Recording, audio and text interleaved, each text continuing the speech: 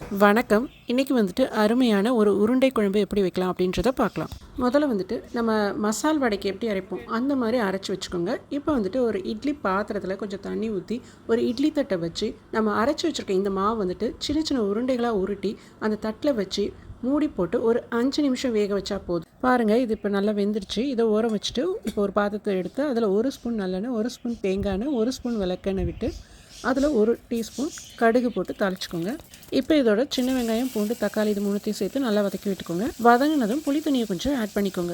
இதில் வந்துட்டு நான் 2 டீஸ்பூன் குழம்பு மிளகாத்தூள் ஆட் பண்ணியிருக்கேன். இன்கேஸ் வந்துட்டு குழம்பு மிளகாத்தூள் இல்லை அப்படின்னா 1 டீஸ்பூன் தனி மிளகாத்தூளும் ப்ளஸ் வந்துட்டு 1/2 டீஸ்பூன் கொரியண்டர் பவுடரும் ஆட் பண்ணிக்கோங்க. ப்ளஸ் தேவையான அளவு உப்பும் சேர்த்துக்கோங்க. இப்போ கொஞ்சம் கருவேப்பிலை ஆட் பண்ணிக்கோங்க. குழம்பு நல்லா கொதி வந்ததும் நம்ம வேக வச்சுருக்க அந்த உருண்டைகளை வந்துட்டு இந்த குழம்புல போட்டு மூடி வச்சு ஒரு 5 நிமிஷம் சிம்மில் வச்சுருங்க அடுப்பை. பாருங்கள், சூப்பரான ஒரு உருண்டை குழம்பு ரெடி ஆகிடுச்சு. இப்போ இதோட கொஞ்சம் கொத்தமல்லியை ஆட் பண்ணிக்கோங்க.